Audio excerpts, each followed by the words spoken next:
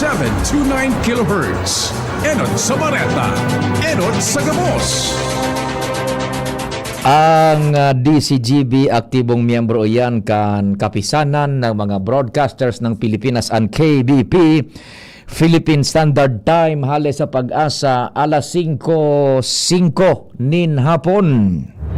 Alas 5 ning hapon, oras na para aramon ng mga maiinit na bareta kanaldaw na maruluwas sa agas sa mga periodiko, radyo asin telebisyon. Enot na madadangog ngunyan sa DZGB Bareta alas 5. Mga bareta ngunyan para sa aga. Enot na tinipon sa DZGB Newsbase. DZGB Bareta alas 5. Kaiba ang field reports kan Mega Force Patrol. Halin sa iba-ibang parte kanalbay asin kabikolan. Ngunyan, uya ang sa idong tagapagbareta. Maray na hapon sa pangaran kang News Base asin kan Mega Force Patrol pati naman po kan Technical Department. Ako po ang sa indong magiging tagapaghatod bareta si Pio Fernandez digdipo sa DZGB. Mga bareta ngunyan para sa aga. GB Garantisadong Bareta. Enot sa detalyes kan mga bareta sa lado lokal. Nasa linyaan Mega Force Patrol. Si kumpadreng Jimmy ang samuyang Chief Reporter, Chief Jim Padi. Marhay na hapon, please go ahead na. Puga-puga na ang finishing touches kan Dakula Sinhalabao na ospital sa Barangay Karatagan, Teodoran Albay, kung saan kung matatandaan proyekto ini na napatuglo kapanahonan pa ni former Governor Al Francis Bichara. Uminagyan mga nagsalidang gobernador dahil ini na ipadagos alagad sa turno niya ni Gobernador Noel Rosal pighinguan at tapuson asin ilawos ang mga natatada pang mga pasilidad na dahil nagkatarapos-tapos. Kaso bago naagihan ini kan DCGB News kung saan talagang pinturado na bago piglilinig na ang printera asin may mga nagtatrabaho patunay na desidido ang presenting administrasyon na i-operate na ang ospital na iningon niya na taon. Magdidepende kuno arin ini posibleng magbukas para maserbihan ang mga nasa mga taga Piodoran, West Coast barangays asin maging taga ibang lugar pwedeng akomoda ron ang mga pasyente sa brand new ospital na ini sa Barangay Karatagan, Piodoran, Albay. Mga dagdag na balita, Jimmy Nasalita, DCGB News. Salamat Chief Jimmy. Diretso mo nakitakan istorya sa lado lokal. Nasa linya man si Angel Mustaza. Angel, marhay na hapon. Please go ahead. 5 mga Bicol artisans ang nakatalaan na magpartisipar asin ibida ang sa indang mga produkto sa magigibuhon na Ambiente 2026 sa Frankfurt, Germany kung sa Pebrero sa Good G's 2026. Gamit ang mga natural na materyales arugan abaka asin coconut fiber na ginibo sa manibibang produkto arugan houseware asin mga lifestyle products na nagpapahiling nin kultura, heritage, sustainability asin ang disenyong Bicolnona. Papanginotan ang exhibitors ni DTI Bicol Regional Director Dindo Nabol, kaibahan ang Shalmed Cottage Industries, Natural Carpet Industries, asin ang RCB Crafts and Design halis sa probinsya kan Albay, kasabay ang Folgosino Enterprises sa Sorsogon, asin ang FJM Merchandising sa Sorsogon. Ang nasabing aktibidad ang pinag-organisar kana Center for International Shade Exposition and Mission o CITEM na kung saan paagi ini tanganing makatabangan ang mga nagnenegosyo sa mga lokal na mga lugar lalo na sa Bicol region tanganing mas mapahiling asin masuportaran man ang local entrepreneurs na maibida ang sa ilang produkto sa pangkinabana na merkado. Manadag na bareta is Mustaza DCGB News. Diretso kita kan istorya sa lado lokal. Nasa linya pa ang Mega Force Patrol.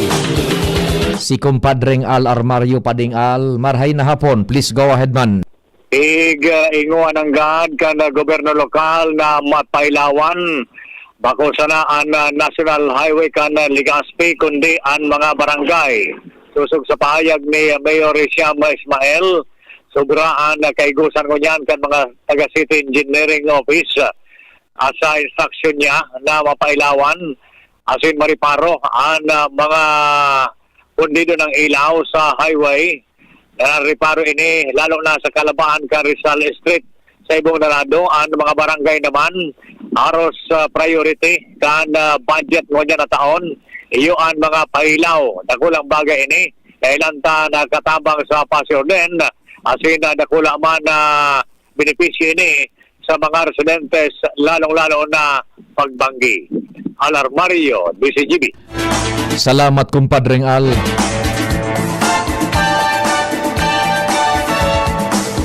Mientras tanto, sa rupang detalyes kan bareta sa lado lokal. Nasa linyawan si Joshua Bino. Joshua, marhay na hapon. Go ahead na.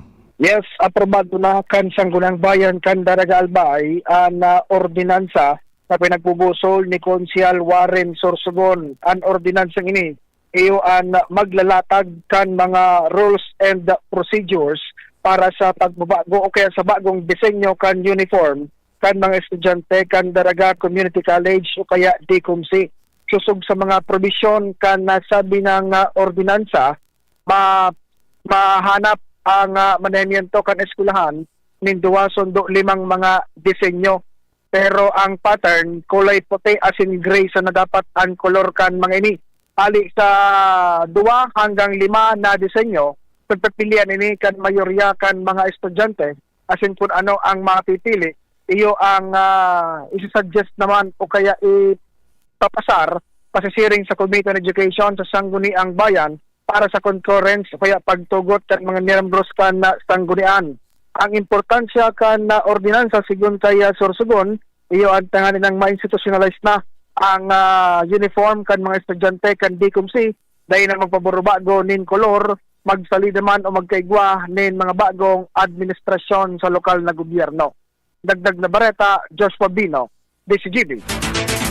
Thank you so much, Joshua.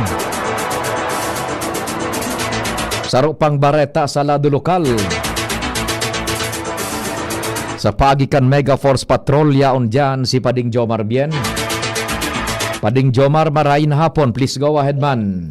Salamat Pading Pio, nag-receive in Certificate of Appreciation ang Tabaco City Library and Information Center hali sa National Library of the Philippines ka naka-list na aldaw.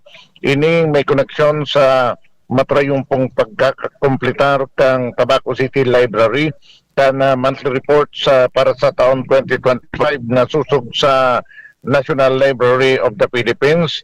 Dakula ining bagay para ma-monitor ninda asin padagos na mapa-improve ang mga public library ng pinagsiserbisyuan kan sa indang opisina.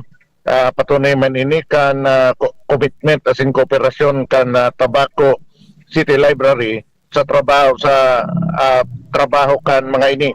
Sa lado naman ni Catherine Bunaw ang City Library sa iyang sinabi na dakulang onra sa sainda ang recognition na ini hali sa National Library of the Philippines at sinanuga siya na ipagpapadagos kan library kan Tabaco ang sa indang trabaho na nasa pinakahalangkaw na standard para sa mga library. Yan ang report. Jomar Bien, DCGB. Thank you so much, kumpadreng Jomar. Ngunyan sa detalyes kan bareta sa lado nasyonal. Para mientras na pinagsuspendir kan House Committee on Justice and Deliberaciones sa mga impeachment complaint laban kay Presidente Ferdinand Marcos Jr. Ipinag-oktaba ini mantang daipa pinagbobotohan kung sufficient in substance an enot na reklamo na ipinagsaangat kan abogado na si Andre De Jesus. Sigun kay Justice Committee Chair Representante Jervil Luistro na maburotuhan ang panel sa aga nin pagkahapon Pebrero 4. Matapos nindang mapaghururunan ang panduang impeachment complaint na ipinagsaangat man ni Liza Masa sin iba pang mga progresibong grupo. Dagdag pa ni Luistro ang lakdang matao sa mga miyembros kan komite nin mas dakol na oras tanganing pag-adalan ang mga napaghururunan ngunyan na aldaw. Ipinagmando ni Presidente Ferdinand Marcos Jr. sa Departamento kan Agrikultura na siguruhon na marahay, ligtas asin matibay ang gabos na farm-to-market road projects kan gobyerno. Sigun kay Palace Press Officer Abogada Claire Castro, gusto kang presidente na mabantayan ang kada proyekto tanganing masiguro na tama ang pagkagibo asin matatapos sa ipinagtalaan na oras. Dapat na mamatean kan mga paraom asin parasira ang beneficios kan mga tinampo, lalo na sa mas makaskas asin mas baratong pagdarakan sa indang produkto sa mga saudan. Ipinagmando kan Philippine National Police sa mga commander sagkod mga chief of police sa bilog na Pilipinas na pakusugon pa ang kampanya laban sa loose firearms. Susog ini sa direktiba ni Presidente Ferdinand Bongbong Marcos Jr. na gamiton ang gabos na posibleng paagi tanganing masiguro ang kaligtasan kan publiko. Kasabay kay ni sinugo ni PNP Chief Police General Jose Melencio Nartates Jr. ang Criminal Investigation and Detection Group o CIDG asin Special Action Force na maglansar nin mahiwasan na operasyones laban sa gabos na grupong invuelto sa gun running asin sa manlain-lain na parte kan nasyon. Handa na ang Pilipinas sa pag-host kan ASEAN Summit ngunya na taon. Segun kay Palace Press Officer asin PCO Undersecretary Abogada Claire Castro na sinugo ni Presidente Ferdinand Bongbong Marcos Jr. ang mga ahensyas kan gobyerno na siguruhon na may malinaw na pakinabang ang summit para sa ekonomiya kan Pilipinas asin sa bilog na rehiyon. Tinukar sa pag-ururon ang mga priority plans kan gobyerno na nakasentro sa pagbilog nin trabaho, pagsuportar sa saradit na negosyo, pagpakusog kan digital services asin pagpapatibay kan people-centered programs. Kasabay sa mga opisyal na nag-atindir sa pag-ururon ang Cabinet Secretary asin iba pang haralangkaw na opisyalis kan gobyerno. Mientras tanto gusto man matawan kan presidente nin magakanigong suporta ang BARMM sa paagikan BIMP iyaga activities sa irarom kan ASEAN frameworks. Ipinahayag ni Department of Public Works ipinahayag kan Department of Public Works and Highways na sa indang kukwaon ang mga midbid na kontraktor sa nasyon tanganing hidalion asin masigurong dekalidad ang gigibuhon na rehabilitasyon kan Maharlika Highway. Ang desisyon kan DPWH kasunod kan direktiba ni Presidente Bongbong Marcos Jr. na matapos ang rehabilitasyon kan Maharlika Highway sa laog nin 2 taon. Sigun kay DPWH Secretary Vince Dizon, dain na nila kukwaon ang saradit na kontraktor mantang mas darakulang kumpanya ang masalida sa mga ini para sa mga proyekto. Kasabay sa mga posibleng kuwaon ang EEI Corporation asin ang Mega World Corporation.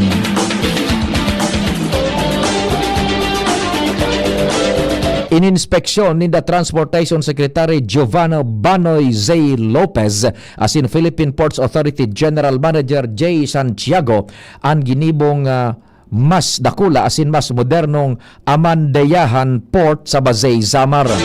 Ang inspeksyon kasunod kan direktiba ni Presidente Ferdinand Marcos Jr. na hidalion ang konstruksyon kan mga mayor na cargo connectivity project na piglalauman na magkakatabang sa pagrambong kan ekonomiya kan nasyon. Sinugo ni Secretary Lopez asin General Manager Santiago ang PPA Eastern Visayas na tapuson ang Amandayahan Port bago ang Hunyo para mapakaskas ang bulos kan cargo traffic sa manlain-lain na pantalan sa Eastern Visayas.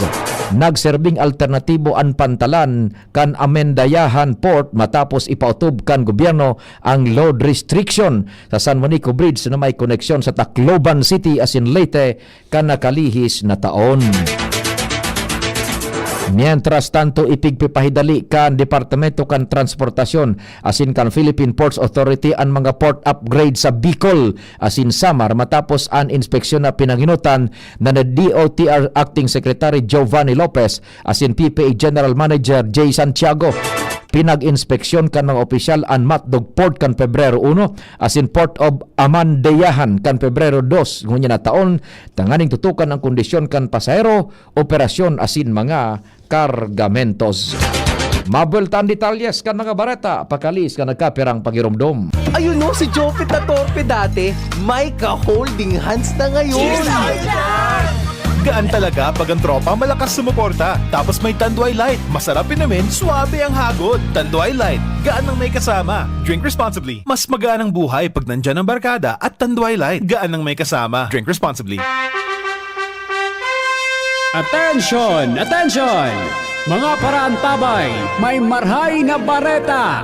Ang DZGB nasa cellphone na! Yes po! Madadangog na ang DZGB sa saindong mga cellphone. Sa katuyuhan na mas lalo kamong mapagsilbihan asin dagdag na konbinyensya sa saindong gabos, ang DZGB pwede nang ma-access sa paagi kan sa indong cellphone. I-download lang sa saindong mga Android phone ang DZGB app sa paagi kang Google Play Store asin Apple App Store asin hanapo ng DZGB Live. I-install sa saindong gadget asin malinig nindong madadangog ang DZGB. Libre po ini. DZGB. Number 1 na, may Facebook Live pa. Ngunyan, may DZGB Live app na. O, ano pang pigahalat nindong mga paraan tabay? Download na! Ang ubo at hika hindi na pinatatagal. Ilabas ang ginhawa, Plemex Forte Capsule. Ang Plemex Forte Capsule ay gawa sa natural na lagundi. Tumutunaw at nagpapalabas ng plema. At dahil nasa blister pack, madaling bitbitin. Easy to carry, easy to drink. Piolo Pascual po, pa-easy dahil may Plemex Forte Capsule. Basta lagundi, Plemex! Vitex Segundo L is the generic name of Plemex Forte. If symptoms persist, consult your doctor. Tanggal ang plema, tigil ang ubo. Maluwag ang paghinga sa Plemex Forte. Basta lagundi, Plemex! Ang Plemex Forte Lagundi Capsule ay mabibili sa pangunahing butika o drugstore na malapit sa inyo. Wala kang di malalampasan pag may tiwala sa sarili. Tagay na sa swabing lasa at hagod ng Tanduay Rum. 170 years nang naniniwala sa tibay ng Pinoy. Ang tunay na matibay, may tibay Tanduay. Drink responsibly. Tunay ang tibay mo, kaya Tanduay ang tagay mo. Drink responsibly. Diretso kan detalyes kan bareta sa lado nasyonal, ipinahayag kan Departamento de Justicia na daing paninimbagan sa daing pagbabayad nin buwis ang mag-agom na Curly asin Sara Dizgaya sa nagkaperang mga luxury vehicles kaini. Ipinaliwanag ni Justice Spokesperson Abogado Polo Martinez na ibinasura kan DOJ ang tulong reklamo katakod kan excise tax laban sa mga Dizgaya. Segun kay Martinez na ang excise tax pinagbabayadan kan importer kung saan nahiling kan panel na bako man importer sinda Zara asin Carly Dizgaya kung kaya bako sinda liable sa pagbabayad kan excise tax. Napag-araman na ang pagbakal kang luxury cars kan mga Dizgaya parte kan 5 tax cases laban sa mag-agom na ipinasairarom sa preliminary investigation sa Departamento kan Hustisya. Mientras tanto, sinabi pa ni Martinez na 2 kaso naman ang isinaangat sa Court of Tax Appeals laban sa mag-agom dahil sa bako tamang pagdeklarar kan mga income tax returns para sa taon 2020 asin 2021.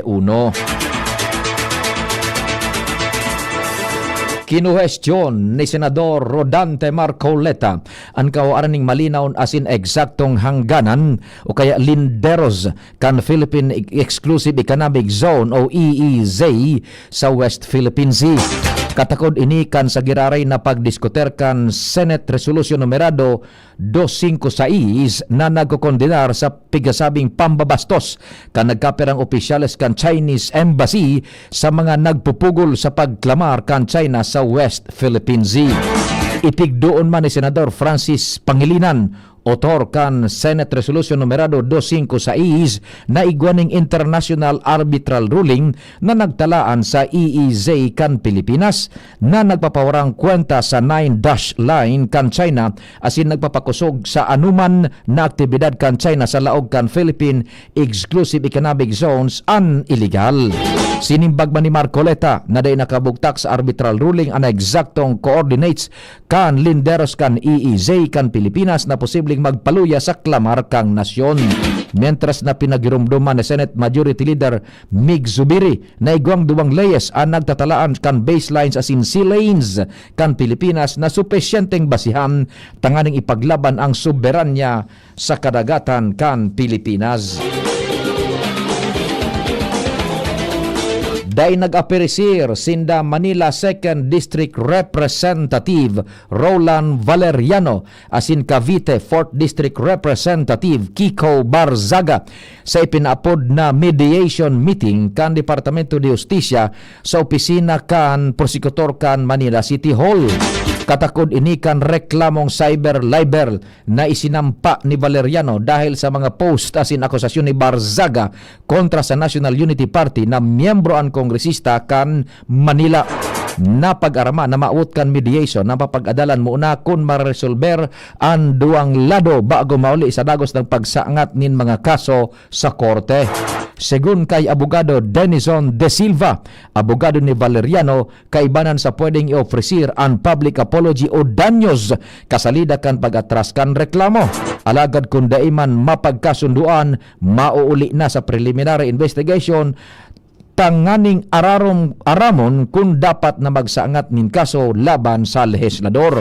Matapos ang naging paghururon, nagsayuman abogado ni Barzaga na magtaon ng detalyes dahil kan issue nin confidentiality kung sa inday man ini nagtaon nin pahayag kung nata day nagpahiling an sa iyang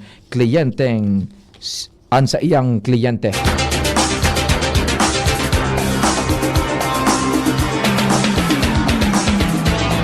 Ultimong detalyes kan Bareta, pinagsabihan ni Senador Raffy Tulfo si Department of Tourism Secretary Cristina Frasco sa paggamit kan sa diring litrato sa mga tourism magazine asin marketing materials. Sa pahayag ni Tulfo na daing makakatabang ang pagiging gari vlogger kan sekretarya sa pagpaitaas kan turismo kan Pilipinas. Ipinahiling man ni Tulfo ang magazine sa Japan na may pandok ni Frasco asin mga groundbreaking ceremonies imbes na mga tourist spot sa nasyon. Sinabi pa ni Tulfo na hiniling niya ang website kan ahensya asin daing masyadong nahihiling na mga lugar na mainkaminar ang mga turistas na magdayo sa Pilipinas. Alagad magayon man na ibida ang mga festival sa nasyon, dagdag pa ni Tulfo na mas maray na ihiras ang mga destinasyon pagkaunasin kultura kan mga Pilipino. Mientras tanto nag-defense man si Frasco asin ipinagdoon ang magazine dining consent funding o impormasyon on the part of myself o sa parte kan Departamento de Turismo. Dagdag pa niya na daing niya binayadan ang magazine dining ginamit na fundo kan gobyerno para digdi asin daing niya hinagadan ng permiso na gamiton ang sayang retrato para sa sabing magazine. Sa pangaran ka nagsururat ka na Bareta sa pangenot ni News Director Mardela, Jen Matthew Balyaran, Nicole Ann Gloriani, Mega Force Patrol, kumpadreng Nal Baldo sa Master Control, si Jerome Nico Martinez sa IT, ako po si Pio Fernandez. Salamat, Diyos marahay na hapon. May iba't ibang karamdaman ka ba gaya ng high blood pressure, diabetes, sakit sa puso, sa kidney,